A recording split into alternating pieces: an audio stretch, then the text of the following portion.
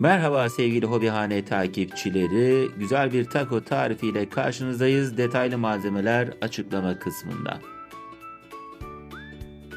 Marketten aldığımız bu küçük lavaşları fırça yardımıyla tek tek yağlıyoruz. Ardından yağladığımız lavaşları fırın teline U şekliyle diziyoruz. Bu şekilde fırınlamak lavaşları çıtır çıtır taco ekmeği haline getirecektir. 180 derecede 5 ila 10 dakika arası fırınlamak yeterli.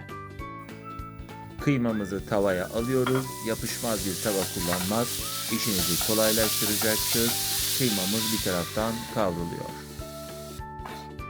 Diğer taraftan takomuzun üzeri için kullanacağımız kornişon turşularımızı böyle küçük küçük küp küp doğruyoruz. Turşuları önceden doğrayıp hazır hale getiriyoruz.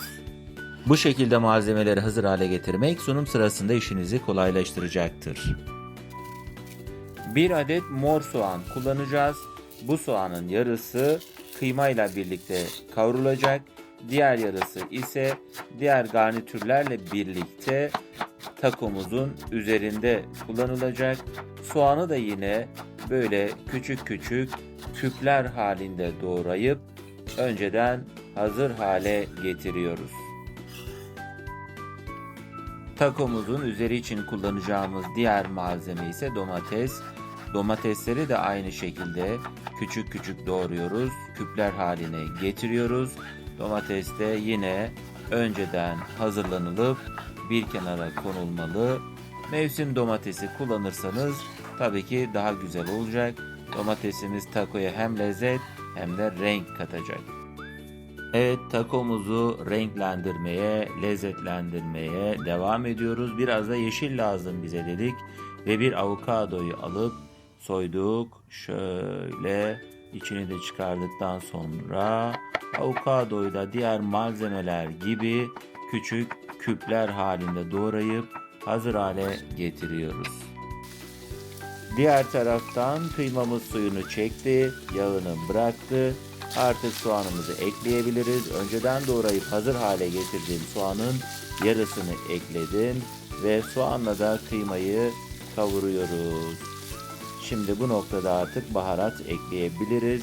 Yarım tatlı kaşığı pul biber, yine o kadar karabiber ve biraz da tuz yeterli olacaktır. Evet, fırınladığımız lavaşlardan taco ekmeklerimiz de hazır. Artık takoyu doldurabiliriz. Önce kıyma harcımızı koyuyoruz teker teker. İlk başta biraz zorlanabilirsiniz. Eliniz yatkın olmayabilir fakat yaptıkça eliniz alışacaktır. Tek tek hepsinin kıyma iç harcını ekliyoruz.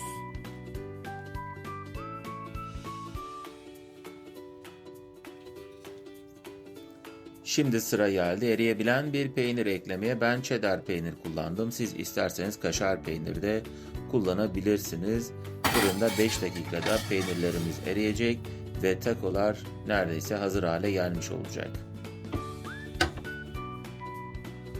Peynirler eridi ve üzerini süslemeye geçiyoruz.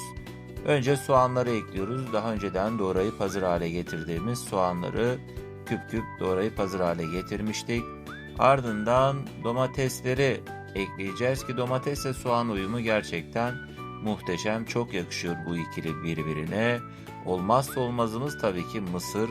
Hatta mısırı biraz bol koyabilirsiniz. Çünkü mısır gerçekten takoya çok yakışıyor.